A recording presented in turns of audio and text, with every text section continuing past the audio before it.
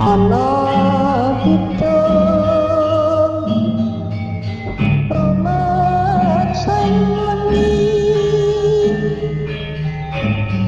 teguh ayu puto ing lara puto bilai kabeh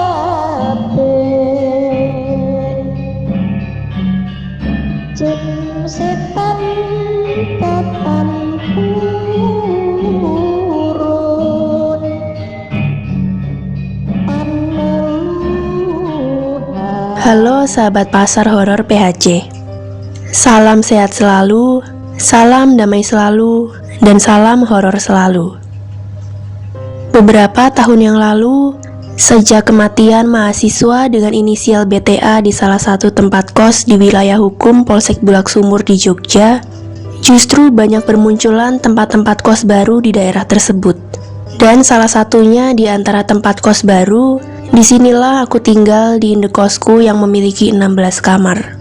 8 kamar di lantai 1 dan sisanya di atas. Diana, tok tok tok. Setelah aku sibak korden kosku, ternyata si Trika.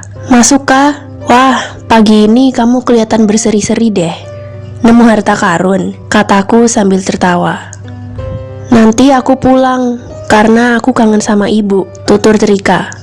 Yang membuat ceria itu bukan masalah kangennya, tapi bisa berduaan berboncengan saat perjalanan pulang kan, ledeku. Tahu saja sih kamu, kata Trika sambil tertawa. Nah, maksudku sekarang ini, aku mau nitip awasin kamarku ya Diana. Sudah aku kunci sih, penjelasan Trika sambil melirik ke kamar-kamar kosong di kosan ini. Ya udah, aku mau jalan dulu ya. Sudah ditunggu Torik di bawah.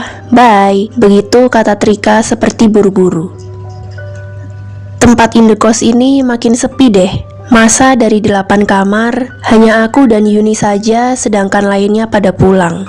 Sebentar kemudian aku turun ke bawah, lalu ke warung sebelah beli sarapan. Sekembalinya aku dari warung, aku hendak menuju ke lantai 2, tapi Bu Lela memanggilku. Mbak Diana, tolong kesini sebentar. Aku pun menuju rumah utama. Ada apa Bu Lela? Tanyaku. Mbak nggak ada rencana pulang kan? Biasanya kalau libur gini semua pada pulang soalnya, papar dia. Enggak kok Bu, tanggung, seminggu lagi sudah masuk kuliah lagi, ujarku yang membuat ibu kos itu menjadi agak tenang. Alhamdulillah kalau nggak pulang, nanti malam temenin di sini ya. Saya takut kalau sepi gini. Lagian baru aja ada yang meninggal Mbak. Baik Bu, saya usahakan ya. Soalnya saya juga lagi nyiapin materi untuk ujian minggu depan. Sekarang saya naik dulu ya Bu Lela. Oke Mbak, makasih ya. Aku mulai menaiki anak tangga satu demi satu menuju kamarku. Sebelum aku masuk kamarku, Yuni keluar dari kamarnya lalu mendekatiku. Diana, aku mau cerita kejadian yang menimpaku semalam, katanya. Aku langsung buka pintu sambil menyuruh Yuni untuk duduk di karpet lantai kamarku. Kemarin sore, sewaktu kamu pergi dengan Edo, aku lagi dengan Trika membicarakan tetangga sebelah kanan terpaut 3 rumah itu kan meninggal. Aku bilang pada Trika, rasa-rasanya di lantai ini jadi beda sejak kakek itu meninggal. Sebelum aku meneruskan bicara pada Trika, Torik pacarnya menelpon kalau sudah di bawah. Akhirnya pembicaraan itu terhenti begitu saja, cerita Yuni. Terus sebenarnya kamu mau mengatakan apa pada Trika kemarin? Tanyaku pada dia. Yuni meneruskan ceritanya. Iya, aku mau bilang pada dia agar jangan pulang ke rumahnya dulu. Aku minta tolong dia untuk menemani di sini. Setidaknya ada aku, kamu, dan Trika, tapi dia bilang tidak bisa. Ya udah, mau gimana lagi kalau kondisinya memang begitu. Akhirnya Trika turun ke bawah menemui pacarnya. Aku yang sendirian di lantai ini merasa takut. Sekitar jam 8, kupikir belum malam, aku mau turun untuk ke warung sebelah. Di bawah pun terasa sepi banget, bulu kuduku berdiri ketika melewati kamar-kamar kos yang gelap. Setelah membeli keperluanku, lalu aku kembali menuju ke atas. Rumah Bu Lela nampak gelap juga, mungkin dia juga lagi pergi. Dan ketika aku mau naik ke tangga, Sudut mataku melihat ada satu sosok yang bergerak-gerak. Dengan perasaan yang tegang, aku lihat ke arah itu, siapa tahu Bu Lela baru datang dari pergi. Ternyata bukan dia, tapi sosok seorang kakek. Dia lagi menatapku dengan wajah yang kaku. Aku jelas sudah tahu kakek itu karena dia tiap sore selalu jalan-jalan mengitari daerah di sini. Namun sekarang masalahnya, kakek itu sudah meninggal sore kemarin. Sontak aku memekik karena sangat terkejut. Aku sangat takut dan bingung. Harusnya aku lari ke arah jalan. Namun karena panik justru aku lari ke atas lalu masuk kamar. Selanjutnya kamar aku kunci, lalu aku meringkuk di dalam selimut. 5 menit kemudian aku mendengar langkah kaki yang menaiki tangga. Jantungku kembali berdetak kencang, keringat mulai membasahi tubuhku. Suara itu makin jelas, tapi aku benar-benar tidak bisa berbuat apa-apa. Kalaupun keluar kamar, juga tidak ada jalan yang berbeda, pasti lewat situ lagi. Andalanku adalah berteriak sekencang-kencangnya jika hal yang tidak diinginkan terjadi. Jari jemariku gemetaran, sementara AC kamarku tidak mampu mendinginkan suhu tubuhku jika seperti ini. Langkah itu makin dekat, hingga suara itu berhenti di depan pintuku. Tak kusangka tiba-tiba gagang pintuku bergerak sendiri untuk membukanya. Aku berpikir bahwa pintu itu sudah aku kunci. Namun hal itu tidak ada pengaruhnya dan pintu itu mulai terbuka sedikit. Aku siap-siap mau teriak, tapi keduluan ada suara memanggilku. "Yuni, aku membawa oleh-oleh untukmu." Dan suara itu sangat aku kenal, suara Bu Lela. Aku yang masih ketakutan ini belum berani membuka pintu itu lebih lebar. Tapi tiba-tiba pintuku didorong dari luar. "Ini Yun, onde-onde masih hangat." Alhamdulillah, itu beneran Bu Lela. Aku berdiri sambil berkata, "Makasih Bu Lela sudah bawain aku onde-onde." Lalu dia kembali turun. Begitu kejadian semalam itu, dan tidak lama kamu datang, disusul Trika. Bergidik juga aku mendengar cerita Yuni tentang semalam itu. "Kamu sampai sekarang masih takut, Yun?" "Enggak sih, yang penting tidak terulang lagi kejadian semalam itu," jawab Yuni dengan raut wajah yang masih mencerminkan ketakutan. Siang ini sekitar jam 1, aku berencana mau beli nasi dan lauk untuk makan siang. Tok tok tok. "Yuni, mau ikut gak?" tanyaku di depan kamar dia. Ikut, jawab Yuni dari dalam kamarnya. Sesaat kemudian kami berdua berjalan menuruni tangga rumah. Sesampai di halaman depan, kulihat Pak Mino lagi memotong rumput. Pak Mino ini yang membersihkan seisi bangunan ini dan sekaligus menjaga di halaman depan. "Tumben Pak, baru kelihatan," sapaku. "Iya Non, baru pulang dari desa karena anak saya lagi sakit Non," kata bapak tua itu, lalu aku pamit ke dia. Aku jalankan motorku dengan kecepatan rendah, sementara Yuni lagi main HP saat ku tengok dari kaca spion motorku. "Udah, pacaran mulu ya?" ujarku sambil tertawa. "Enggak kok, lagi chat dengan adikku. Dia bilang pengen main kesini," kata Yuni sambil tertawa juga. Begitu sampai di tempat makan, kami menuju ke dalam. "Dibungkus ya Mbak, saya pakai teri masak pedas, ayam, dan sambal," kataku. "Kalau saya pakai ikan itu, tahu, sama sambal hijau ya Mbak," kata Yuni. Aku dan Yuni lantas kembali ke kos. Sambil makan di kamar, aku nanya Yuni kalau adiknya nyampe di sini kapan. Dia menjawab besok agak sorean katanya. Singkat kata, besoknya jam 3 sore lebih, adik Yuni datang. Nama panggilannya Eli. "Lumayan, biar agak rame nih," kataku dalam hati sambil menyapu dalam kamarku.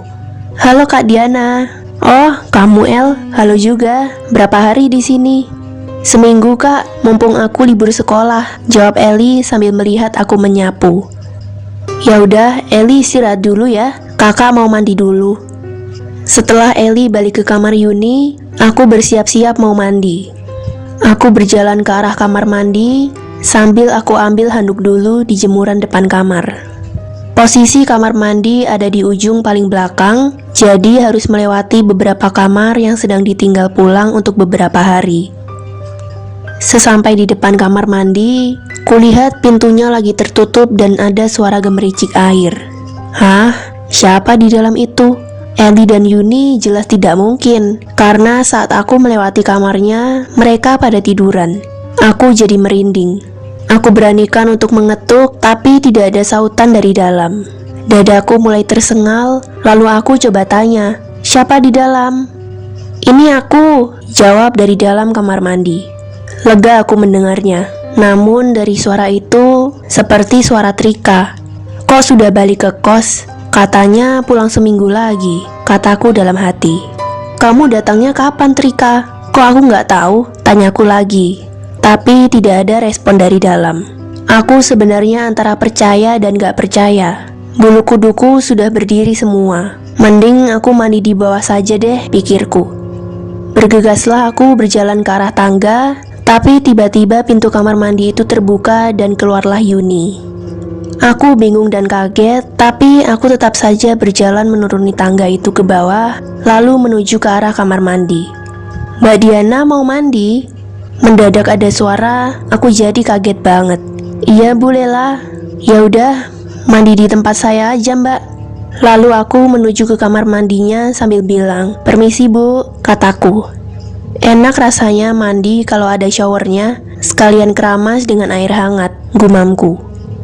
Sekitar setengah jam, aku baru keluar sambil mengeringkan rambut dengan handuk. "Makasih loh Bu Lela, permisi." Aku pun langsung menuju ke kamarku.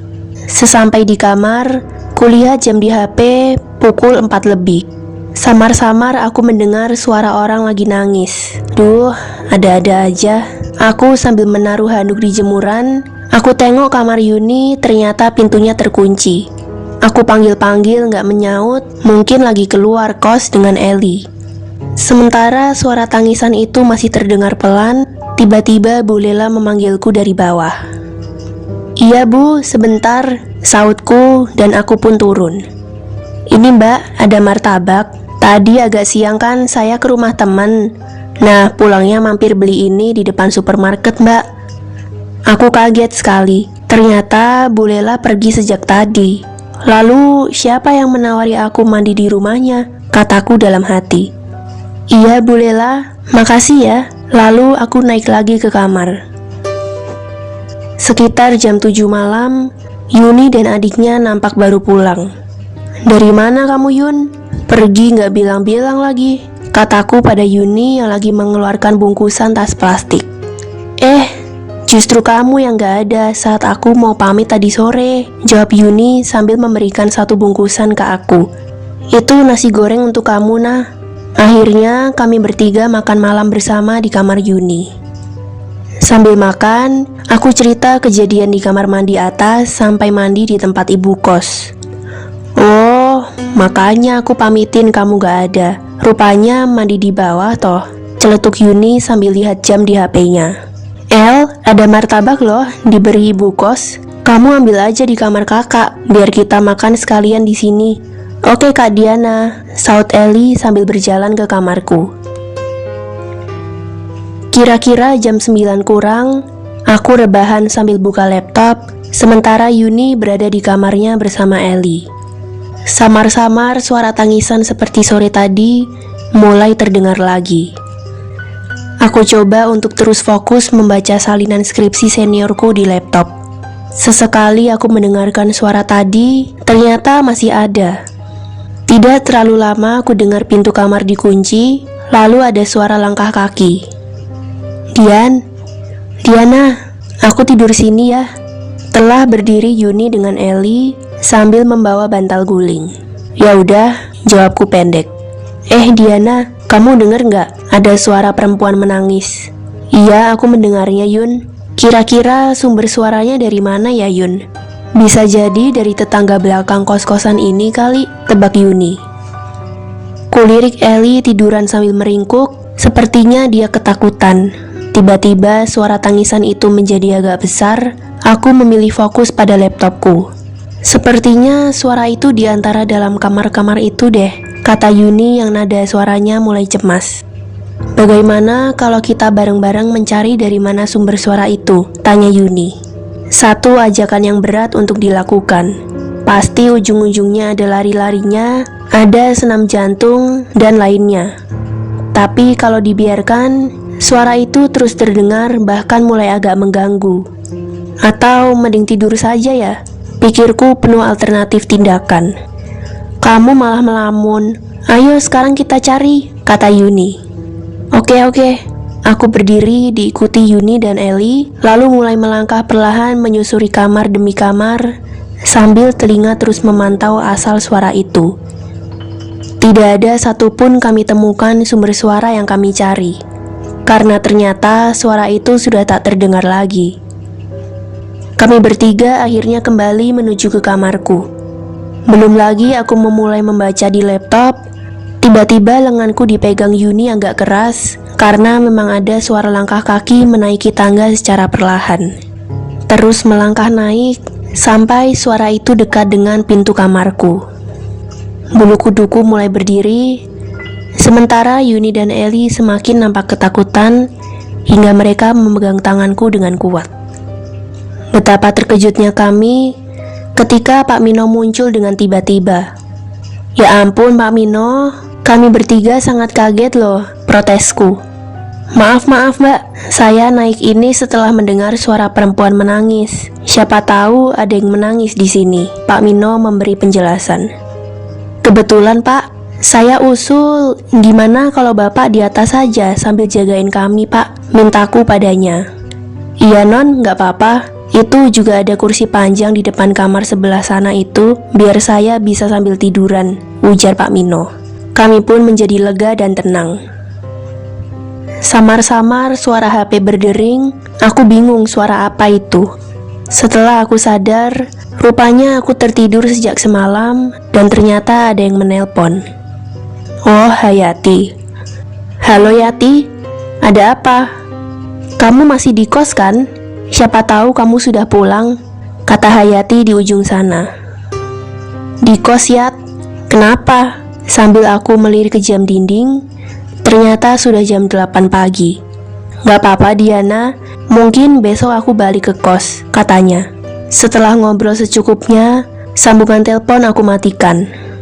Loh, Yuni dan Eli kemana ya? Oh, mungkin sudah balik ke kamarnya kali. Ya udah, bentar lagi aku mau mandi. Sebenarnya agak takut ketika mendekati kamar mandi itu, tapi bismillah, aku harus berani. Setelah selesai, aku bergegas dandan lalu mengetuk kamar Yuni. Karena sudah beberapa kali aku ketuk tapi tidak ada sautan, maka aku pun langsung ke bawah. Nampak Bu Lela lagi berjemur di jalan depan sambil mengobrol dengan Pak Mino. Permisi Bu Lela, mau cari sarapan nih, ujarku. Iya mbak, silakan. Aku pun memutar gas motorku perlahan menuju warung pecel Madiun yang berjarak kira-kira 200 meter dari tempat kosku. Kali ini aku makan di warung, sambil makan aku kirim chat ke Yuni menanyakan dia lagi di mana. Dia balas chat mengatakan kalau baru nyampe kos, habis beli sarapan untuk kita bertiga. Ya ampun, maaf ya, ini aku lagi makan di warung pecel Madiun Yun. Lalu aku kirim chat itu. Selepas aku makan, lalu aku tunggangi motorku ke kosanku. Kulihat Pak Mino lagi duduk di teras ketika aku parkir motorku di garasi. Aku segera naik ke lantai 2, atau orang juga menyebutnya loteng. Serapan dari bahasa Hokkien atau bahasa Mandarin, yakni lauteng, yang berarti lantai di atas lantai dasar. Di atas ternyata tidak ada siapa-siapa. Yuni, aku coba memanggil Yuni, tapi tetap sepi. Aku langsung telepon dia, agak lama dan akhirnya diangkat. Iya Diana, gimana? Loh, katamu tadi sudah di kos Yun. Kata siapa? Aku masih di mall dengan Eli. Sebelumnya jalan-jalan saja Diana, tutur Yuni. Yaudah, nanti saja kalau kamu sudah balik ke kos, kataku sambil mematikan hubungan telepon. Lalu, siapa yang chat tadi? Aku segera cari chat yang tadi sebagai bukti pada Yuni saat balik nanti. Namun, ku cari-cari chat tadi tidak ada, termasuk chatku yang membalas dia tadi juga tidak ada. Pusing aku memikirkan hal ini. Aku rebahan sambil membayangkan kejadian demi kejadian yang kualami beberapa hari ini. Sekarang jam 9:20. Masih pagi, pikirku. Tapi aku tumben masih merasa mengantuk. Mungkin sebaiknya aku tidur saja sebentar. Sepertinya 1 jam sudah cukup. Diana, bangun Diana. Aku masih mau memejam ketika aku mulai mengenali suara itu. Iya benar, itu suara Yuni. Aku kucek mata sebentar, lalu membuka kelopak mataku. Kamu Yun, aku ngantuk nih, kataku sambil tertawa. Ya udah, kayaknya kamu teruskan saja tidur. Biar nanti saat terbangun kamu akan segar, kata Yuni sambil berjalan kembali ke kamarnya. Sore jam 5 kurang, mulai terdengar suara beberapa perempuan sedang mengobrol di lantai bawah. Dari jenis suaranya, seperti sudah bukan perempuan muda lagi. Iya, tepatnya suara ibu-ibu lagi kumpul. Kenapa ibu kos nggak cerita kalau sore ini ada acara? Aku coba ke kamarnya Yuni, yang ada hanya Eli. Mbakmu kemana El? Tanyaku. Itu lagi mandi kak. Tidak seberapa lama Yuni berjalan mendekati kamarnya sambil berkata, di bawah emangnya ada apa ya Diana? Tanya Yuni sambil menyisir rambutnya. Ya udah, sekarang kita bertiga turun saja, biar tahu ada acara apa sebenarnya. Kami pun menuruni anak tangga itu. Baru sampai di tengah tangga, aku melihat banyak ibu-ibu berpakaian serba hitam. Mungkin ada pengajian kali, tapi kebiasaan Bu Lela selalu bilang kalau ada acara apapun, kataku dalam hati. Aku meneruskan langkahku menuju ke bawah, yang diikuti Yuni dan Eli. Permisi Bu, permisi. Kami perlahan berjalan keluar rumah menuju halaman. Ternyata halaman pun sudah banyak ibu-ibu yang sedang duduk. Dari wajah-wajahnya, tidak ada satupun yang aku dan Yuni kenali. Kenapa tidak ada warga dekat sini yang datang, pikirku. Mbak, silahkan duduk atau mau pergi? Tanya salah seorang ibu yang duduk di dekat pintu pagar. Saya yang kos di sini Bu, saya bingung, ini ada apa ya? Tanyaku balik pada ibu itu. Jangan banyak bicara mbak, nanti juga kalian akan tahu. Mendengar itu, aku tiba-tiba merasa tidak enak dan takut. Kami bertiga langsung berjalan keluar pagar sambil lihat sekeliling. Suasananya sepi banget, tidak ada tetangga yang ada di luar rumah. Yun, coba kamu ke warung sebelah, tanyakan ini ada apa. Yuni dan Eli segera melangkah ke warung itu. Aku yang sudah dari tadi tertekan dan curiga, aku nekat melewati para tamu itu menuju ke rumah Bu Lela. Begitu aku melihat ke dalam, aku syok dibuatnya. Bu Lela sudah terbujur kaku di lantai, dan di sebelah kirinya juga terbujur tubuh kakek yang meninggal beberapa hari yang lalu. Aku pun spontan memaki ketakutan. Di detik itu semua mata tertuju ke aku. Mata yang kosong dari wajah-wajah yang pucat pasi. Aku bergegas keluar halaman, menyusul Yuni ke warung sebelah. Di situ Yuni lagi berbicara dengan ibu pemilik warung. Ibu itu bilang, sore ini tidak ada acara apa-apa di rumah itu. Mbak emangnya nggak tahu kalau Bu Lela sudah meninggal 5 hari yang lalu di rumah anaknya, kata ibu itu. Aku sangat terkejut mendengarnya. Ibu itu berkata lagi, almarhumah meninggalnya sehari setelah kematian bapak tua yang rumahnya di sana tuh. Nah, kalau saya baru kemarin meninggalnya mbak. Kira-kira 2 tahun yang lalu aku mengunjungi kota kelahiranku, Surabaya. Sekitar 25 tahun aku memang pernah kembali ke Surabaya sebelum akhirnya aku tinggal di kota Jogja. Siang ini sekitar jam 11, aku dan adikku sudah di dalam terminal Giwangan, Jogja. Tidak perlu berlama-lama, bis favoritku sudah terlihat mau berangkat. Aku dan adikku bergegas naik ke bis tersebut. Aku sungguh menikmati perjalanan ini.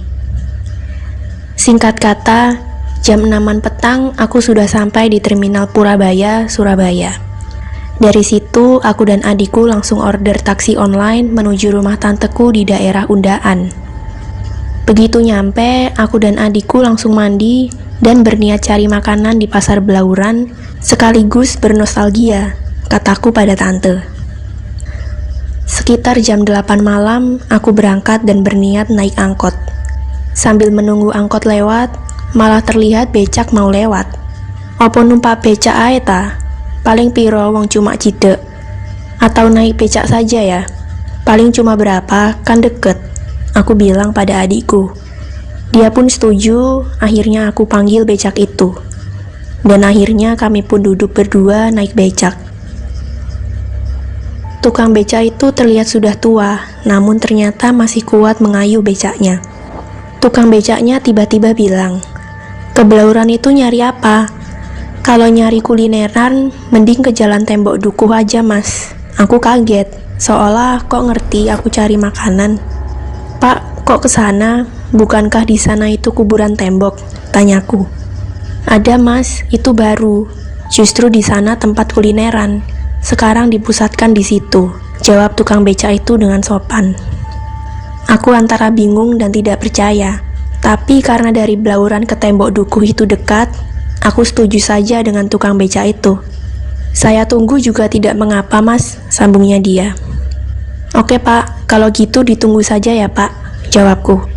"Di bagian belakang dekat rel itu juga ada supermarket buka 24 jam mas," kata Pak Becak itu lagi.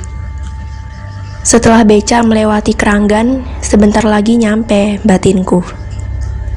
Setelah melewati perempatan Jalan Semarang, sampailah kami di tempat yang dikatakan Pak Becak ini sebagai pusat kuliner.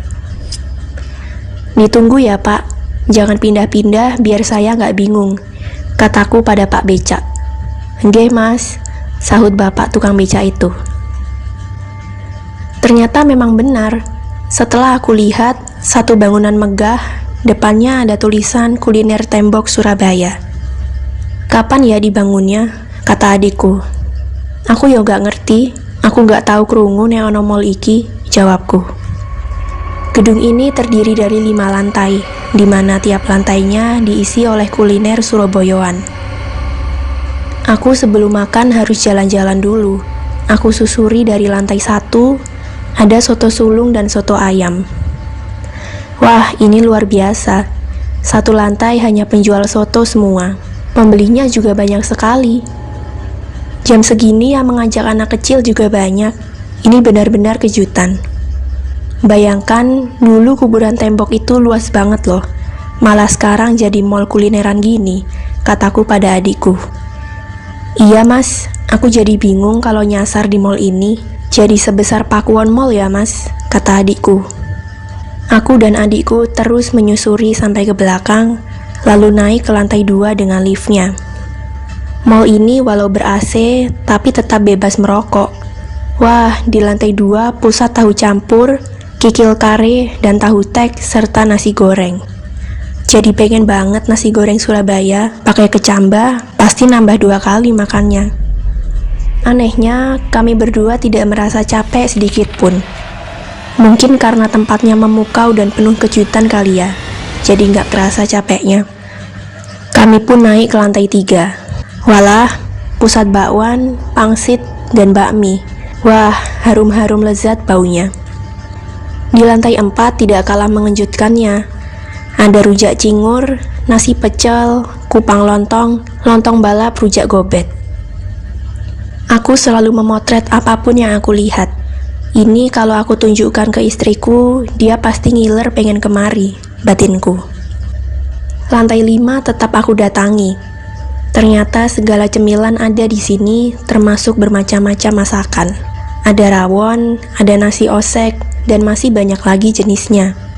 Setelah semua kami berdua jelajahi, giliran sekarang menentukan makan apa dulu. Adikku pilih rawon. Kami pun langsung duduk sambil pesan rawonnya. Kami makan hanya 15 menitan. Kemudian adikku ajak ke penjual nasi goreng Jawa. Kami pun langsung memesan untuk dimakan di sini dan dibungkus untuk tante. Rasanya aku dan adikku membeli banyak makanan, tetapi kok tidak sampai kekenyangan, pikirku. Kulihat jam sudah menunjukkan jam 10 malam. Kami pun berjalan keluar. Dengan mudah aku menemukan Pak Becak itu. "Gimana mas? Seneng kan?" kata Pak Becaknya sambil tertawa. "Bener pak, Mall 5 lantai semuanya jualan makanan. Sepertinya hanya di sini loh Pak, kataku pada Pak Becak. Mas, sampean tidak kepengen ke Kusuma Bangsa Pusat Martabak? Tanya Pak Becak. Apa tidak tutup Pak? Tanyaku. Buka 24 jam Mas, katanya. Adikku bilang ke aku kalau nanti tidak enak dengan tante jika pulang terlalu malam. Aku pun mengiyakan, akhirnya kami pun langsung menuju rumah tante. Setelah sampai di rumah tante, aku cerita ke tante kalau habis makan dari pusat kuliner Tembok Dukuh. Tanteku bingung. Mana ada kulineran di tembok, katanya sambil tertawa. Aku bersikukuh bahwa itu benar, dan adikku kaget. Oleh-oleh untuk tante, nasi goreng Jawa ketinggalan di becak. Namun tanteku juga bilang bahwa lokasi yang aku sampaikan itu sampai sekarang masih komplek kuburan. Aku sempat kaget dan bergidik juga mendengarnya. Lalu segera aku ambil HP-ku untuk melihat foto-foto saat di sana tadi. Dan kami berdua sangatlah terkejut, ternyata semua foto itu bukannya foto para penjual berbagai makanan, namun foto kuburan dengan berbagai bentuk kijing atau kuburan. Aku lemas setelah melihat foto-foto tersebut, sekaligus syok. Berarti aku dan adikku tadi malam-malam masuk ke kawasan pemakaman umum. Aku jadi ingat, makanya tadi baju para penjualnya putih semua ya, kataku. Iya benar Mas, mukanya semua juga pucat dan kaku, kata adikku. Tidak lama ada penjual nasi goreng Jawa gerobak lewat. Akhirnya kami beli lagi termasuk untuk tante. Setelah kami selesai makan, baru aku rasakan kalau ini baru namanya kenyang. Dan kami pun tertidur kelelahan. Pagi-pagi sekitar jam 7, aku ajak tante dan adikku ke Tembok Dukuh karena aku masih tidak habis pikir kalau semalam bisa seperti itu. Kami pun order mobil online. Setelah sampai di tempat yang semalam kira-kira becak berhenti, akhirnya terjawab sudah. Memang benar, di situ pintu gerbang masuk ke area pemakaman umum. Lagi pula kalau setelah maghrib, di daerah rumah sudah tidak ada becak, kata tante. Astagfirullahalazim, gumamku. Akhirnya kami pun menuju ke Jalan Ambengan untuk sarapan soto. Sambil makan, adikku bilang, jangan-jangan semalam paknya ngajak ke pusat martabak itu malah ke Taman Makam Pahlawan. Aku tersenyum kecut. Malamnya, sekitar jam 7-an, tante pergi dengan adikku ke tempat saudara di Surabaya Timur. Daripada aku ngelamun, mending aku jalan-jalan kataku dalam hati. Lagi pula masih jam 9 kok. Aku jalan kaki menyusuri jalan beraspal yang bersih. Sesampai di satu perempatan, aku jadi kaget. Sampai langkahku terhenti setelah melihat bahwa sejak kapan pasar ini buka malam. Jujur saja aku menjadi asing di kota kelahiranku sendiri. Tapi wajar juga kalau telah berubah, karena aku lama tidak kesini. Kulihat di situ ada tukang parkir yang sibuk menata motor yang berderet. Aku coba tanya tukang parkir yang sudah tua itu. Pak, pasarnya berubah jadi malam ya? Berarti kalau pagi sudah tidak ada pasar? Yang pagi masih seperti dulu mas, sekarang juga buka yang malam, katanya. Aku coba menoleh ke arah dalam pasar, terlihat gelap. Lampu penerangan jalan pada mati semua, hanya lampu templok yang ada. Itu pun hanya 1-2 penjual saja yang punya lampu itu. Hatiku terasa tidak enak, antara takut dengan kejadian semalam dan penasaran. Tapi akhirnya penasaranku menjadi pemenangnya dan aku pun melangkah perlahan masuk ke pasar tersebut. Aku merasa heran dan aneh. Kenapa Surabaya masih ada lampu templok mirip dengan zaman kecilku dulu? Aku makin bingung dan merasa ganjil. Pasar kok tidak ada pembelinya, tapi di depan tadi banyak motor diparkir, batinku. Aku terus melangkah menyusuri pasar itu ke arah jalan di sisi lain. Aku berpikir, sebenarnya ngapain juga aku kesini? Lalu aku perhatikan barang apa saja yang dijual, ternyata sama dengan pasar yang pernah ku kenal dulu, pasar tradisional. Ada penjual ikan, penjual ayam, penjual daging sapi, sayuran, dan lain sebagainya. Tujuanku sebenarnya mau nyari soto ayam yang di dekat jalan yang bersebelahan dengan sungai. Aku coba terus dulu, baru kemudian balik kembali ke semula. Awalnya aku tidak terlalu memperhatikan penjualnya. Aku lebih tertarik melihat dagangannya. Tapi ketika aku mulai memperhatikan penjualnya, aku jadi terkejut dan takut bukan main. Bagaimana tidak, semua penjualnya adalah pocong. Teringatku mengucur deras, lututku terasa gemetar dan sulit untuk berjalan cepat. Dan beberapa pembelinya ternyata berkaca mata hitam semua. Dan yang mengerikan, mereka tidak memiliki mulut.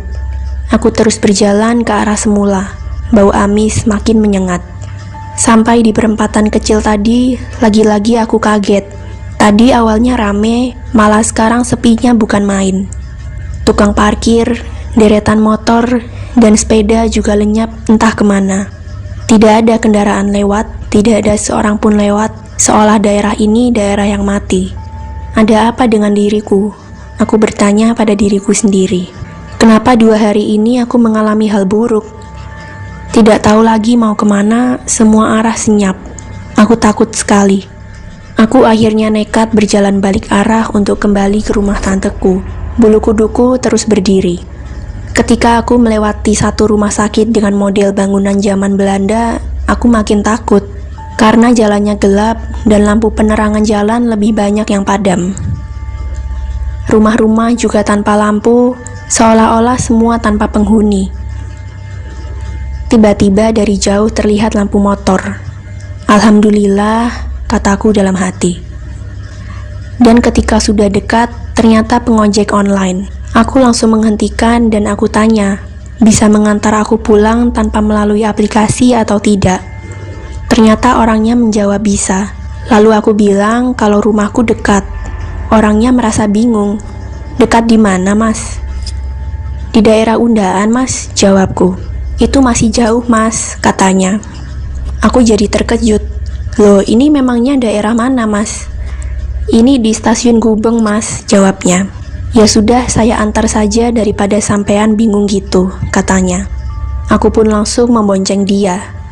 Kepalaku terasa sakit sekali. Yang jelas, aku masih hafal daerah Gubeng sampai daerah rumah tanteku. Tapi yang kali ini aku merasa asing sekali. Aku tidak tahu motor ini menuju kemana. Udara dingin menggenapi suasana seram ini. Dan akhirnya motor melewati jalan yang aspalnya banyak lubang.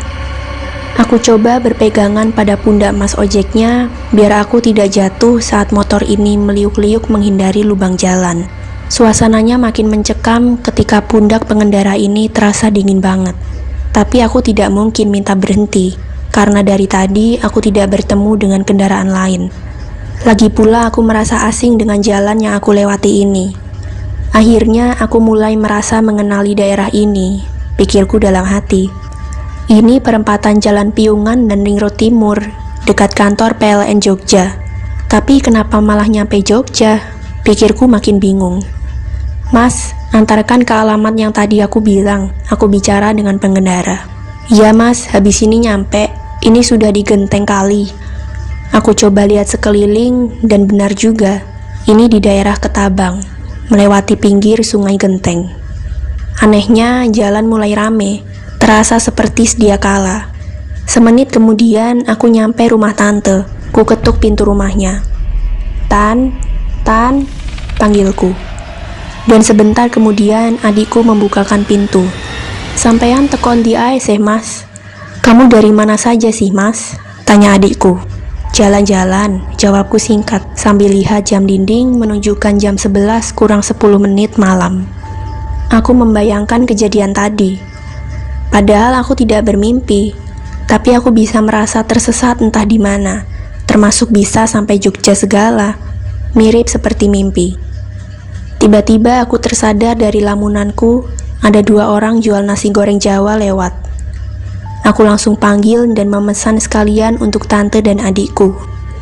Perut kenyang, namun mata masih belum juga ngantuk, padahal sekarang sudah jam 2 malam. Aku nyalakan rokok sambil berjalan ke teras rumah. Di jalan masih seliweran kendaraan roda 2 maupun yang beroda 4. Tidak terasa aku sudah menghabiskan 4 batang rokok dan sekarang ini aku nyalakan lagi rokok yang kelima. Tidak terasa sekarang sudah jam 3 lebih, tapi aku masih merasa gelisah, padahal tidak tahu gelisah karena apa. Tidak lama aku mendengar langkah kaki, suara orang berjalan tapi agak diseret. Tidak sadar kalau bulu kuduku berdiri, tubuhku merinding. Tidak lama kemudian, ada sosok yang mau lewat di depan rumah. Sosok serba hitam, tapi aku belum tahu itu perempuan atau laki-laki karena lampu penerangan jalan tidak bisa menjangkau sosok tersebut. Makin mendekat, makin mulai sedikit jelas. Sosok perempuan berambut panjang sedang berjalan kaki, menggunakan rok panjang warna hitam sambil menggandeng anak kecil sekitar umur 4 tahunan. Aku berpikir antara kasihan dan aneh. Jika bepergian, kenapa jam segini perginya? Aku kasihan pada anaknya, karena jam segini usia segitu masih nyenyak-nyenyaknya tidur. Ibu itu masih berjalan dengan langkah pelan dan agak diseret. Aku merinding juga melihat kejadian ini. Aku masuk rumah atau tetap duduk di sini saja ya, gumamku. Berjarak sekitar 20 meter dari aku duduk, tiba-tiba langkahnya berhenti. Dadaku berdetak lagi, antara cemas, seram, dan penasaran jadi satu. Mereka tidak berhenti menghadap jalan, namun tetap menghadap pada saat berjalan tadi. Sungguh aneh. Tanpa ekspresi, mereka seperti patung. Aku mulai menyalakan rokokku berikutnya. Aku sangat cemas dan seram. Sekitar 10 menit kemudian, mereka jalan lagi. Aku makin tegang. Apa yang terjadi jika benar-benar melewati depan rumah ini? Aku terus perhatikan mereka, tapi baru sekitar 3 langkah, mereka mendadak berhenti lagi. Diam tanpa sedikit pun gerak dan tanpa ada ekspresi. Mereka sama halnya dengan patung. Tibalah detik-detik yang aku benci, membuatku semakin was-was. Mereka jalan lagi, makin dekat, dan akhirnya aku bisa lihat dengan jelas muka perempuan itu. Matanya kosong menatap tetap ke depan, badannya kurus banget, lingkar matanya warna hitam. Dan terlebih lagi, sekarang sudah benar-benar di depan rumah. Bau busuk mulai tercium, dan sedetik kemudian sosok itu menoleh ke arahku. Astagfirullah, aku langsung tidak ingat apa-apa lagi. Juki. Aku mulai merasakan tubuhku ada yang mengguncang. Beberapa detik kemudian, ternyata tante dan adikku sudah di dekatku. Aku sudah di posisi terlentang di tempat tidurku. Tanteku bilang kalau pagi-pagi menemukan aku dalam keadaan pingsan di kursi teras. Makanya Juk, termasuk adikmu juga, kalau setiap habis pergi itu harus selalu cuci tangan, cuci muka, cuci kaki, lalu minum air putih, biar tidak kesambet makhluk halus Juk, kata tante. Demikian ceritanya. Pertengahan tahun 2019, aku mendapat warisan dari nenekku yang baru meninggal. Di saat nenek masih hidup, aku dan ibuku setidaknya sekali dalam sebulan pasti ke sana. Namun, sejak nenek sudah meninggal, paling cepat 3 bulan sekali kami menengok rumah tersebut. Suatu hari, aku bermimpi tentang nenek. Beliau menggandeng anak kecil sambil berdiri di rumahnya. Dan anak kecil itu menangis entah kenapa. Saat aku terbangun, masih jelas tentang mimpiku itu, walau aku tidak tahu tentang anak itu. Kenapa aku bermimpi seperti itu ya? Kataku dalam hati. Mungkin aku mesti ke sana untuk bersihkan dalam rumah. Karena kalau yang di luar rumah, sudah ada Pak Gio yang dibayar bapakku untuk tiap hari menyapu halaman dan merapikan tanaman di sekeliling rumah. Sore itu aku ke sana sendiri karena ibuku lagi ada arisan kampung. Jam 5-an sore aku nyampe di depan rumah nenek. Kulihat sekeliling rumah tampak rapi dan bersih sekali. Akhirnya aku masuk rumah. Pertama yang aku lakukan adalah mengelap semua barang-barang yang ada. Baik lemari, tempat tidur, buffet, sofa depan, dan lainnya. Termasuk barang-barang di dapur. Ketika aku di dapur, ada suara langkah kaki di depan rumah. Aku bergegas ke depan, barangkali ada orang. Namun saat ku buka pintu depan, tidak ada siapa-siapa. Aku tengok kanan kiri, juga tidak ada siapa-siapa. Ya sudah, aku kembali lagi ke dapur sambil mulai menyapu. Di saat aku menyapu sampai ruang tengah, mulai lagi terdengar suara langkah orang jalan dan makin mendekat ke arah pintu. Aku yakin ke arah rumah ini. Aku kembali ke depan. Saat pintuku buka, tetap tidak ada siapa-siapa. Kulihat sekeliling juga sepi. Ada beberapa rumah tetangga depan juga pintunya ditutup. Mungkin sudah hampir maghrib, jadinya nggak ada siapapun termasuk anak kecil. Aku masuk ke ruang tengah untuk melanjutkan menyapu, dan sengaja pintu depan tidak aku tutup. Aku mulai menyapu kamar tidur. Di saat aku menyapu bagian kolong tempat tidur, aku sangat terkejut karena tiba-tiba sapuku ada yang menarik ke dalam kolong. Namun saat ku tarik kembali, tarikan dari kolong itu sudah tidak ada. Rasa penasaran dan takut bercampur jadi satu. Ku nyalakan lampu HP, lalu ku arahkan ke bawah tempat tidur nenek. Tidak ada siapa-siapa. Namun aku dikejutkan ada suara ketukan di depan rumah. Aku coba biarkan dulu ketukan itu. Aku kembali menyapu hingga kamar dan ruang tengah sudah beres. Samar-samar terdengar suara azan maghrib. Aku mulai menyapu ruang depan, dan di detik itu, ku dengar suara langkah anak kecil yang lagi bermain. Sambil menyapu, aku berpikir, masa maghrib begini ada anak main sih, gumamku. Aku pun mencoba menengok keluar rumah. Begitu aku di depan pintu, suara itu langsung lenyap. Namun aku tetap menyelesaikan menyapu sampai teras, lalu ku hidupkan lampu teras biar terang. Setelah beres semua, aku kunci kembali pintu depan. Langit sudah gelap dan tidak ada satupun orang berjalan ke masjid. Akhirnya aku jalankan motorku untuk kembali pulang ke rumah. Kira-kira jam 7:30 aku sudah sampai rumah. Sementara di depan rumah ada bapak lagi nyantai. Ya apa Nis? Wis bersih kabeh ta? Awakmu ketemu Pak Jio? Bagaimana Nis? Sudah bersih semua kah? Kamu ketemu Pak Jio? Celetuk bapakku. Gak ada siapa-siapa pak, di sana lagi sepi banget, jawabku.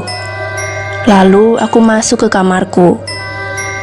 Ibuku menghampiriku lalu berkata, kalau bisa, kamu tiap hari atau tiap 3 hari sekali ke sana ya Nis, biar mendiang nenekmu seneng. Iya bu, jawabku pendek. Besok aku akan ke sana lagi, mau ngepel dan mengganti lampu yang sudah mati. Aku ajak bapak atau bisa dibantu Pak Jio untuk masang lampunya. Pagi jam 8 aku sudah membawa 3 dop lampu, kain pel, karbol, kamper, dan obat anti serangga. Rupanya bapak juga lagi bisa nganterin aku ke sana. Akhirnya kami berdua berangkat menuju rumah nenek. Sesampai di depan rumah nenek, sudah nampak Pak Jio lagi cabutin tanaman yang liar. Aku langsung masuk rumah untuk mulai beresin satu persatu. Pertama, lemari dan perabotan berbahan kayu akulah basah. Kalau semua perabot selesai, aku manggil bapak untuk masang dop lampu. Setelah selesai, aku siapkan karbol dicampur kamper untuk mengepel semua ruangan, termasuk kolong meja, kolong lemari, dan kolong tempat tidur. Saat aku mengepel bagian dapur, ku dengar suara langkah anak kecil di dalam kamar. Begitu aku datangi, suara itu langsung lenyap.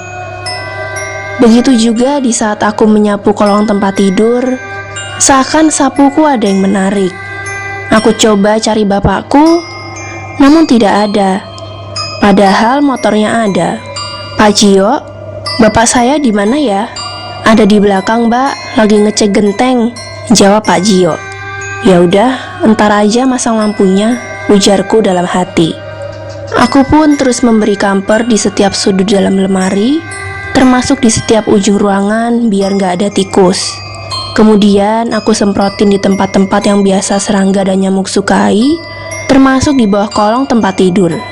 Tiba-tiba aku mendengar suara langkah kaki di dapur. Itu pasti bapak, pikirku. Aku panggil dia, "Pak, Pak, bisa masang lampu sekarang?" Namun tidak ada sautan dari belakang.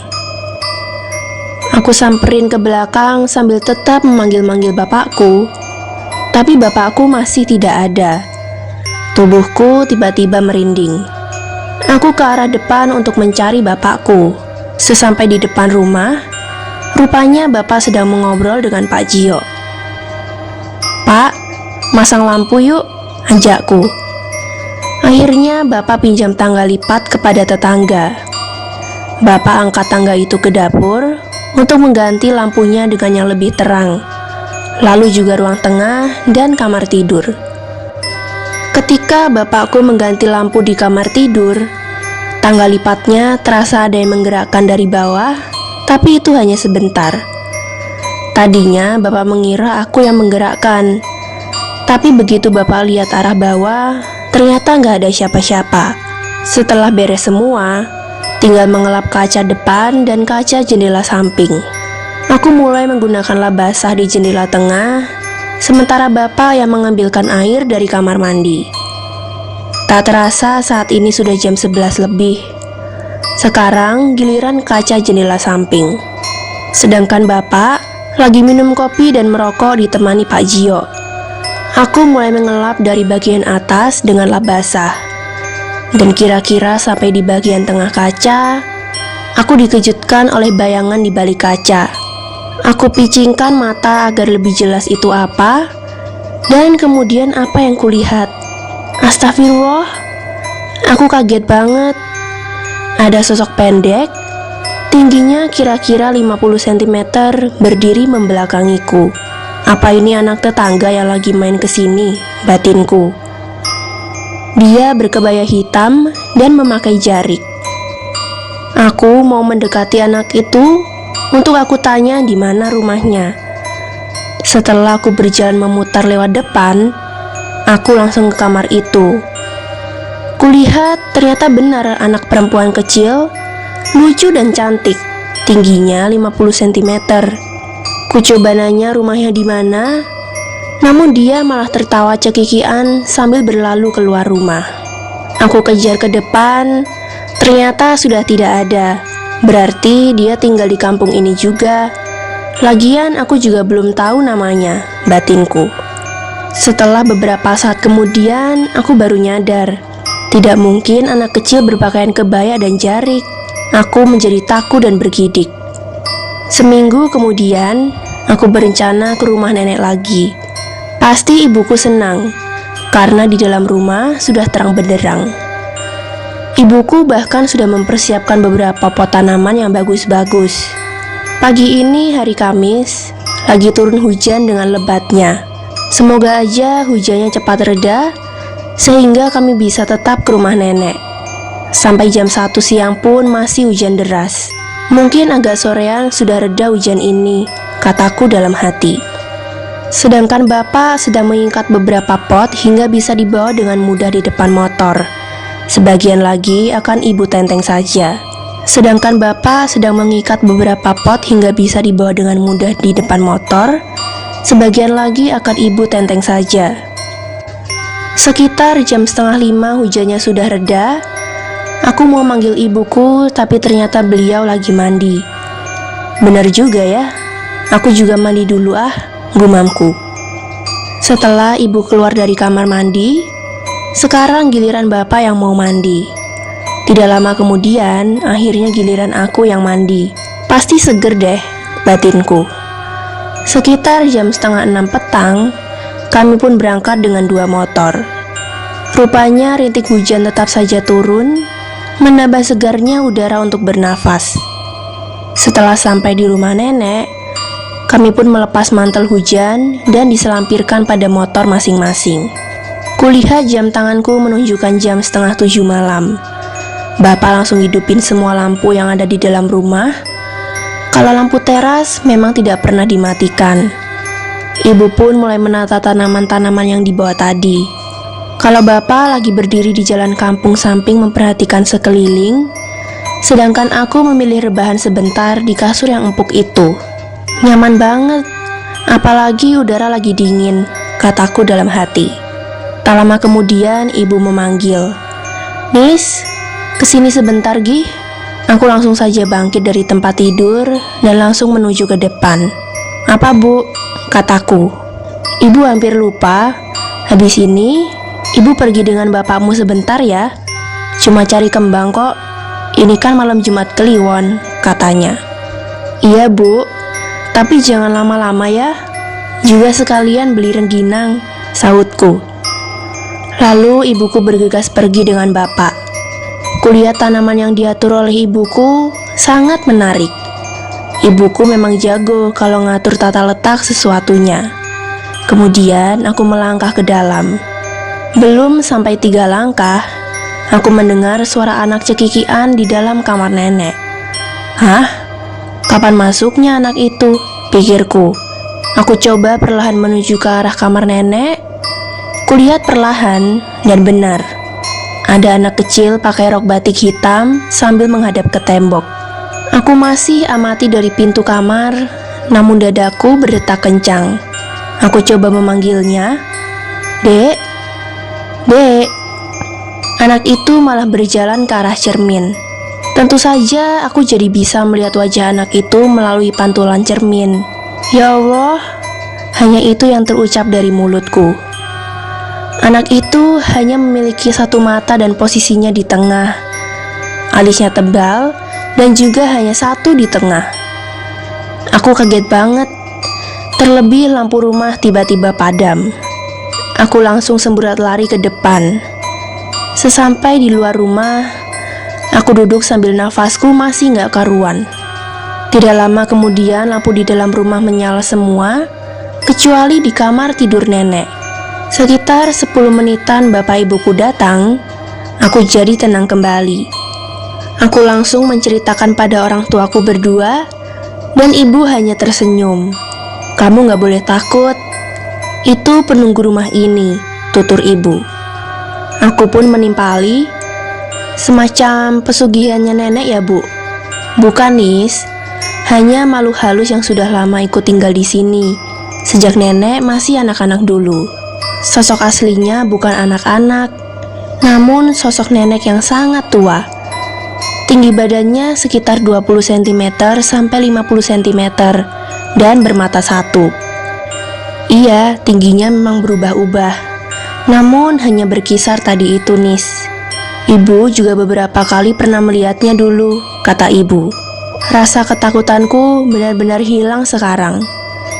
Tiba-tiba terlihat lampu kamar menyala. Aku kaget lagi. Namun ternyata bapak yang nyalakan lampu itu. Ibuku berkata, "Makanya tadi ibu beli kembang, bukan kembang untuk ditanam, tapi kembang melati, mawar, dan kantil, untuk sesajen di bawah kolong tempat tidur nenekmu. Dan ibu juga akan beri sentir, yaitu lampu yang terbuat dari kapas yang digulung, lalu dimasukkan ke minyak kelapa, dan ujung satunya untuk dibakar dengan korek, maka akan menyala Nis," kata ibu menjelaskan. Aku cuma mendengarkan saja karena masih sedikit merasa ngeri dan bingung. "Ayo kita masang bareng yuk," kata ibuku mengajakku. Aku duduk di lantai di sebelah ibuku. Beliau menata bunga-bunga itu lalu juga sentir yang baru dibuatnya. Setelah sentir dinyalakan, beberapa saat kemudian ubur rampe tersebut didorong ke kolong ranjang. Ibu berdoa sebentar kemudian bilang, "Sudah Nis, sudah selesai." Aku hanya mengangguk. Aku masih di kamar itu, sementara ibu sudah di dapur untuk mengambil tempat rengginang. Dengan 3 gelas teh hangat dan setoples rengginang, ibuku memanggil bapakku untuk ke ruang tengah. Aku pun berdiri, lalu menuju ruang tengah untuk menikmati teh hangat yang memang cocok di saat udara dingin seperti ini. Sekitar jam 9 malam, kami pun siap-siap untuk pulang. Setelah menutup semua jendela, aku matikan semua lampu yang ada di dalam rumah dan menyisakan lampu teras. Kami pun mulai menjalankan motor untuk pulang. Baru jalan sekitar 100 meter, aku teringat kalau HP-ku ketinggalan di atas kasur nenek. Kami pun memutar arah untuk kembali ke rumah nenek. Aku pun langsung buka pintu rumah, lalu aku masuk. Belum lagi aku menghidupkan lampu ruang depan, aku dikejutkan oleh suara orang berbicara pelan, tepatnya berbisik. Dan suara itu bersumber dari arah dapur. Bulu kuduku berdiri, rasa seram mulai merasuki pikiranku. Namun karena kedua orang tuaku ada di depan rumah, maka aku pun tetap menyalakan lampu ruang tamu, lalu lampu ruang tengah. Aku pun mau masuk kamar tidur nenek untuk mengambil HP, tapi sudut mataku melihat ada sosok yang bergoyang-goyang berwarna putih. Aku pun seolah ingin menengok ke arah dapur, dan apa yang aku lihat? Sosok kuntilanak telah berdiri di dapur menghadap ke arahku. Spontan aku teriak dan lari keluar. Bapak ibuku terkejut dan langsung menuju ke rumah. Namun aku duluan yang sampai luar. Dengan nafas yang tersengal, aku katakan semua yang kulihat tadi. Bapakku penasaran, beliau langsung menuju dapur. Sesaat kemudian beliau keluar sambil membawa HP-ku. Sedangkan ibuku masuk rumah untuk mematikan semua lampu yang di dalam rumah. Semenit kemudian, kami bertiga pun langsung pulang. Di dalam perjalanan, aku masih tidak habis pikir. Kenapa menjadi ada kuntilanak? Kenapa ibu tidak cerita tentang kuntilanak dari mana? Atau ibu pun nggak tahu kalau jika malam ini ada kuntilanak di dapur? Aku pun mesti nanya ibu nanti setelah di rumah. Namaku Topo, dari Semarang, umur 43 tahun. Kejadian ini terjadi pada 10 tahun yang lalu. Pada waktu itu karena satu sebab, usaha bengkel mobilku macet total. Kata orang pinter, usaha ini dihancurkan oleh pesaingku dengan cara yang tidak sehat. Dari peristiwa itu, beruntun rumah tanggaku juga ikut hancur. 3 bulan setelah bengkelku bangkrut, istriku minta cerai. Sudah jatuh, tertimpa tangga. Itulah pepatah yang menjadi kenyataan di dalam hidupku.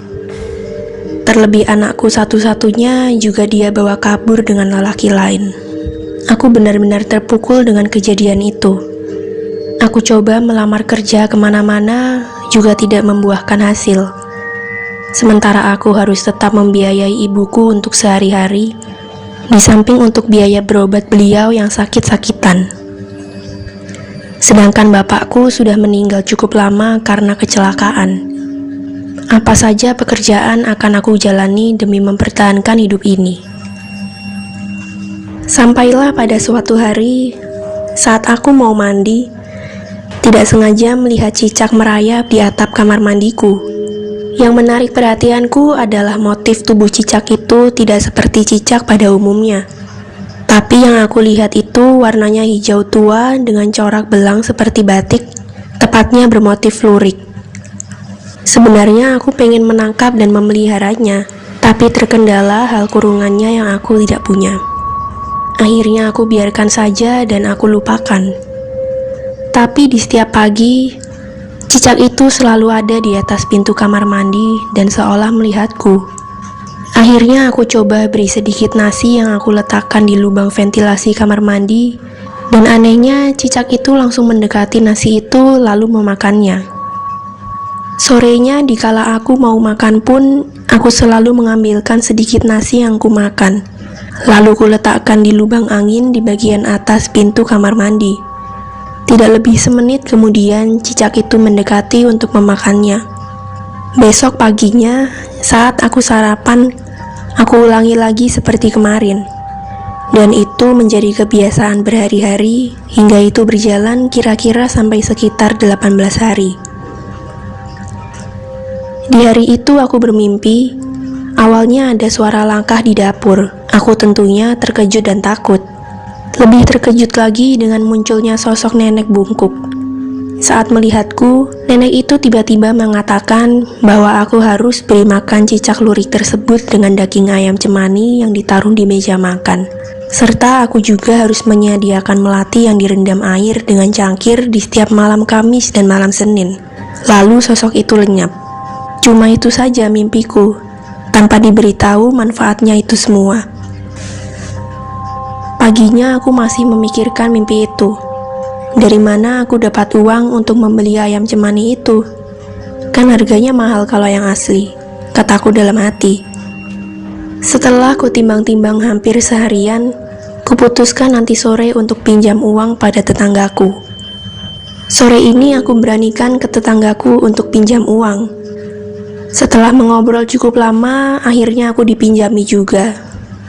Dan sore ini juga, aku langsung ke penjual ayam cemani yang rumahnya lumayan jauh, namun aku berjalan kaki saja.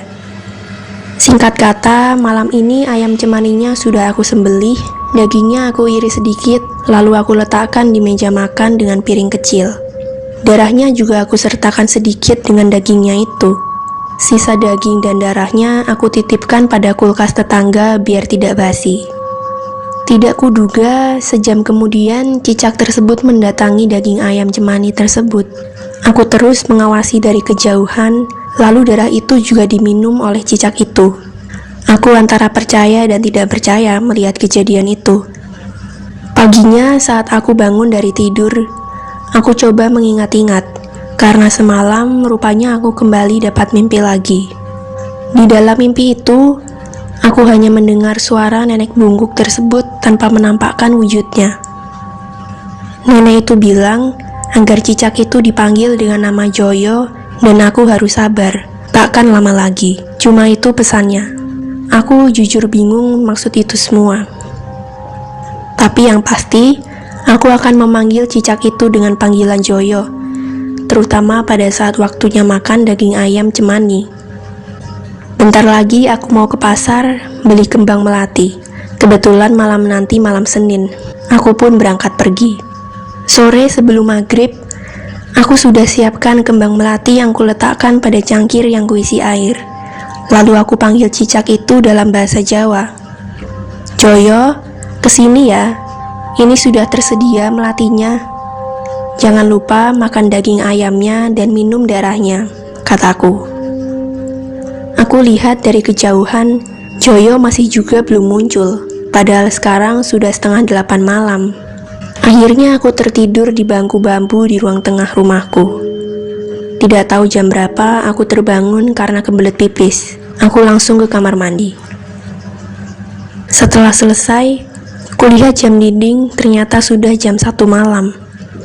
Dan sebelum aku kembali melanjutkan tidur, aku sempat melirik meja makan tempat sesajennya Joyo. Dan apa yang aku lihat, aku sungguh terkejut dan tidak menyangka. Di meja itu ada setumpuk uang pecahan 50 ribuan. Antara senang dan takut menjadi satu. Setelah ingat pesan nenek itu agar aku bersabar dan juga kalimat takkan lama lagi, aku jadi yakin bahwa ini jawabannya. Hatiku menjadi terasa senang sekali. Karena kejadian ini yang pertama kali, maka aku biarkan dulu uang tersebut. Besok pagi akan aku hitung. Kemudian aku kembali melanjutkan tidurku. Pagi-pagi jam 6 aku sudah terbangun, tapi tidak terasa mengantuk. Mungkin karena aku dapat uang kali, gumamku. Selamat pagi Joyo, makasih ya Joyo, kataku. Lalu kuhitung segepok uang di meja itu. Hah? Banyak sekali 11 juta, kataku dalam hati. Entah di mana Joyo berada, namun aku tetap mengatakan lagi kalau aku berterima kasih pada Joyo. Sorenya aku ke tetangga yang beberapa hari lalu aku berhutang untuk aku kembalikan pinjamanku. Seperti biasa, sebelum maghrib, aku sudah siapkan sesajen untuk Joyo. Setelah aku pastikan beres, lalu aku pergi ke rumah teman lamaku yang selama ini aku sering pinjam uang pada dia. Aku bayar 5 juta dulu ya, kataku. Teman lamaku menjawab, tapi benar kamu sudah ada. Nggak apa-apa kok, kan paling kurang sedikit, kata temanku. Lalu kami pun mengobrol tentang usaha apa yang bisa cepat berkembang. Tidak terasa sekarang sudah jam 11:30 malam karena asiknya mengobrol. Aku pun pamit pada temanku. Sampai di rumah, aku langsung mengunci pintu lalu mau ke kamar mandi. Tapi mataku sempat melirik ke arah meja. Dan benar, sudah tergeletak segepok uang pecahan 50 ribuan seperti kemarin. Tanpa ditunda lagi, kuucapkan terima kasih pada Joyo. Setelah aku selesai dari kamar mandi, aku langsung menuju meja makan untuk menghitung uang tersebut, sama dengan kemarin, 11 juta rupiah.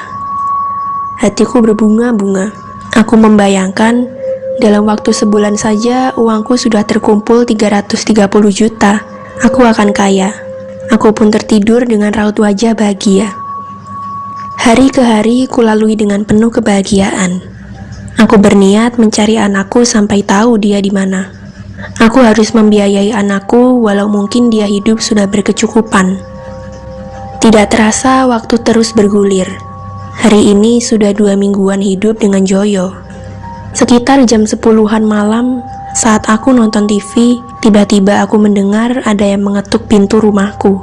Tentu saja aku langsung berdiri dan melangkah ke arah pintu depan.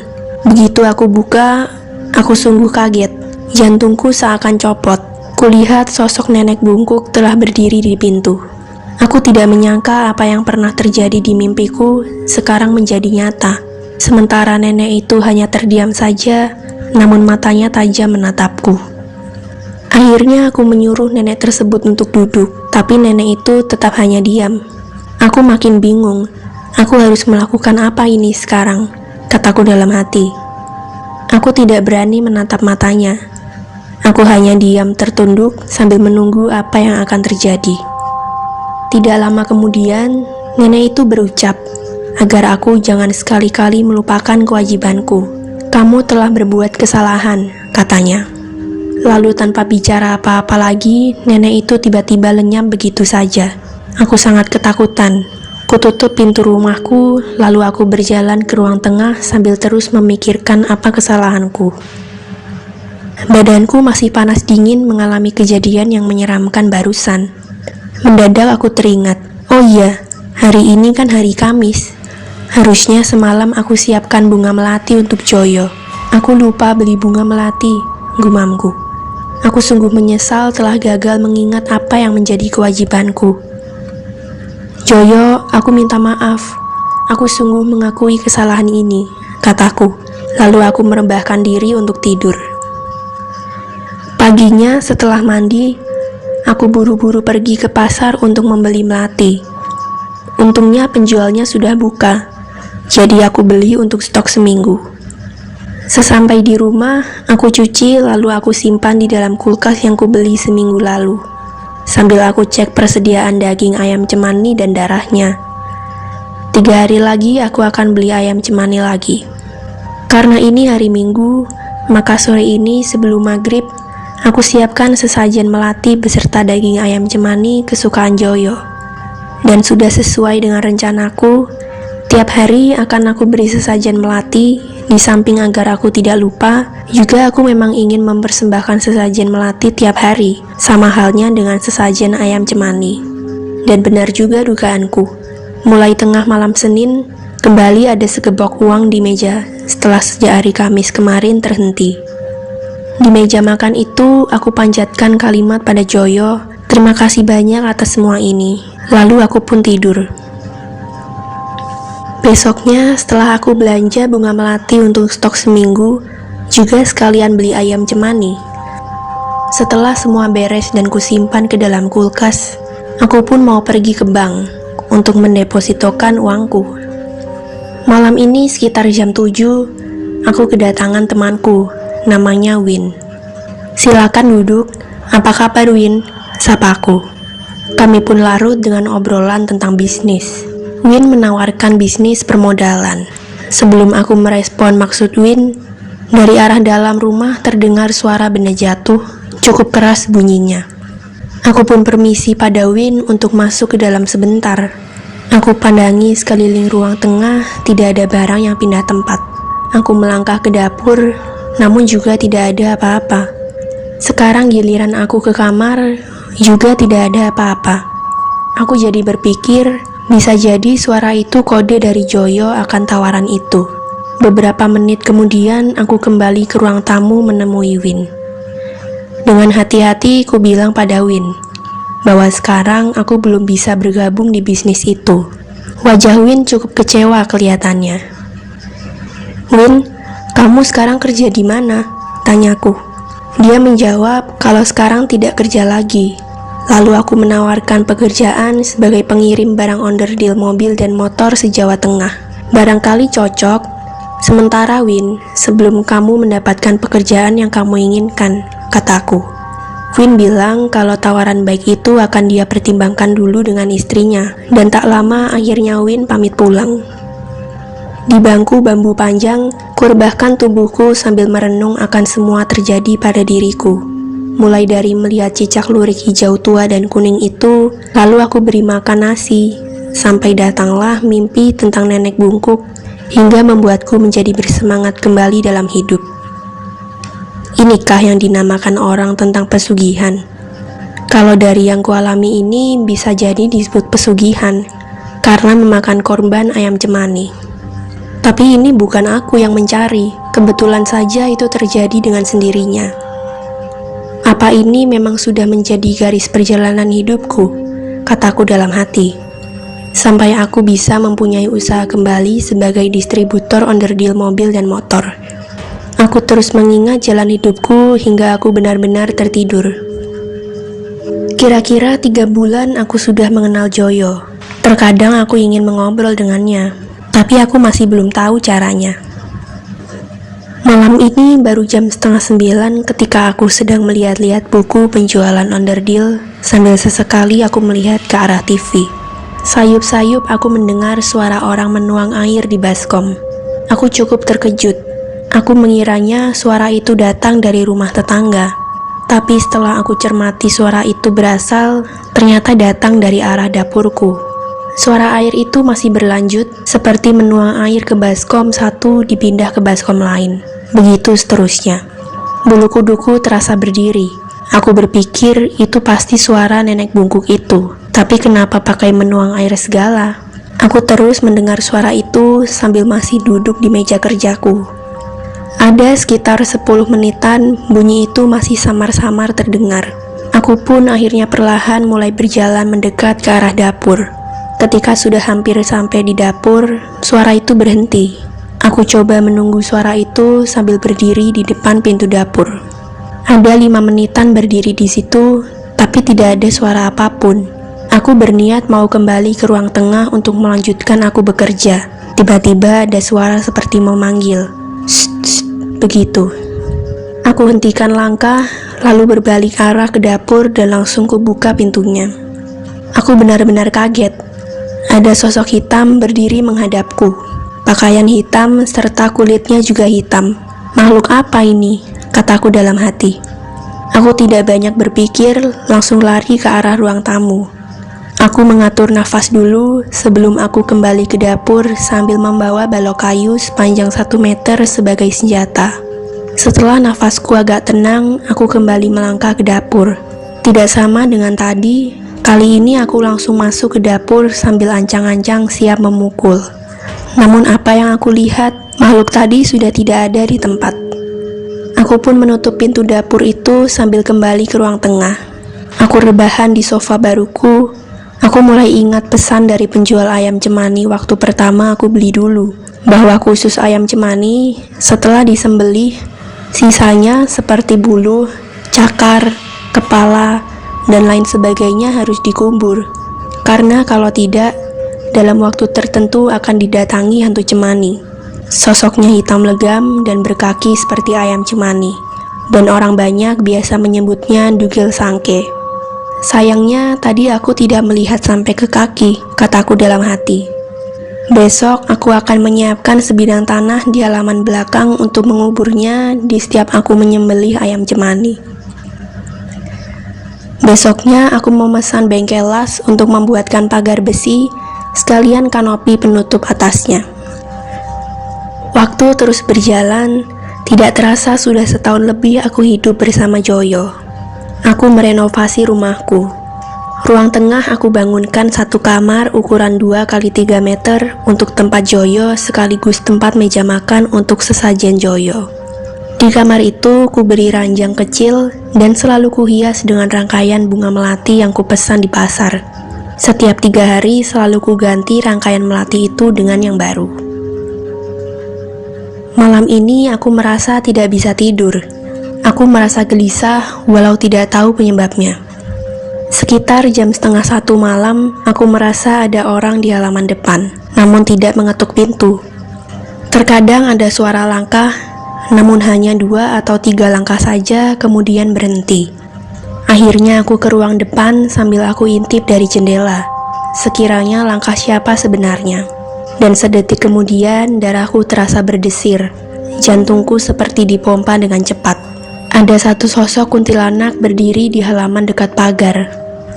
Aku ketakutan sekali. Aku berpikir aku harus bagaimana. Akhirnya aku putuskan untuk membiarkan dulu. Kuntilanak itu berpindah tempat berdirinya setiap 1 menit, lalu dia membeku. Begitu seterusnya. Akhirnya aku putuskan untuk kembali ke kamar tidurku sampai aku tidak ingat apa-apa lagi. Besoknya, aku akan menemui seseorang yang mengerti akan seputar makhluk halus. Namun tentunya setelah para karyawanku bagian pemasaran sudah pada pergi berkeliling. Agak siangan, aku sudah di rumah Pak Yayas, ahli perihal dunia gaib. Setelah menceritakan kejadian semalam, beliau bilang kalau kemungkinan besar bukan dari pesaing bisnisnya. Mending saya ke rumah masnya untuk memastikan, tutur Pak Yayas. Kira-kira nanti sore jam berapa Pak? Tanyaku. Beliau bilang kalau lebih kurangnya jam 7 malam nanti. Baik, terima kasih Pak Yayas, kataku sambil sekalian pamit. Jam 6 aku sudah bersiap untuk menyambut kedatangan Pak Yayas. Sekitar 1,5 jam kemudian Pak Yayas baru datang. Aku langsung mempersilahkan beliau untuk duduk. Kami pun kembali terlibat pembicaraan seputar hal itu hingga akhirnya beliau mengajak ke halaman depan. Sekitar 15 menit Pak Yayas berdiam di situ. Akhirnya beliau bilang bahwa yang melakukan ini semua adalah suami dari mantan istri Mas Topo. Aku pun terkejut. Jangan-jangan yang dulu membuat usaha bangkrut itu adalah orang yang sama. Tapi Pak Yayas berpesan agar aku tidak boleh dendam. Biarlah alam semesta membalasnya. Pak Yayas kemudian mengucap mantra dengan pelan, lalu menebarkan sesuatu ke halaman depan termasuk ke ruang tamu. Lalu beliau bilang jangan disapu dulu sampai besok jam 8 malam. Sepulang Pak Yayas, aku berpikir, kok jahat gitu ya suami mantanku itu, dasar orang picik, gumamku agak jengkel. Dan memang benar kata Pak Yayas, semenjak beliau pulihkan, tidak ada lagi kuntilanak yang menggangguku. Aku pun berhasil mengajak anakku kembali serumah denganku. Dan kami pun hidup berdampingan antara aku, Joyo, dan anakku. Semoga aku bisa segera dapat istri baru yang sanggup menerima kami bertiga. Amin. Demikian ceritanya. See you soon. Stay tune di Pasar Horor PHC, channelnya para pemberani.